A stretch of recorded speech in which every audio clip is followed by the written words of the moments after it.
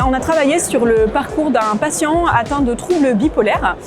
On a travaillé cette question parce qu'on avait beaucoup de problématiques des professionnels qui émanaient des professionnels évoquant la question de le partage d'informations, notamment avec le patient. Quelles données pouvaient être partagées avec quel professionnel? Donc on s'est dit que c'était un cas d'usage qui était vraiment intéressant et qui pouvait avoir des problématiques spécifiques. Alors ce parcours a permis de montrer vraiment l'impact des outils numériques et notamment de mon espace santé, dossier médical partagé, messagerie sécurisée de santé pour les professionnels. Le fait que le partage d'informations était possible, mais aussi qu'on avait encore beaucoup de travail à mener pour y arriver. On était très inquiets au départ de la surmobilisation des professionnels, mais finalement ils étaient plutôt très intéressés d'avoir participé, de découvrir aussi des fonctionnalités supplémentaires et ils sont très demandeurs d'informations en plus tous les jours pour savoir comment ça fonctionne. Faire ce type de parcours, ça demande beaucoup de travail, une méthodologie assez cadrée, mais derrière ça permet de voir comment les outils sont utilisés au quotidien et ça permet aussi d'échanger et parfois de sortir de sa tour d'ivoire.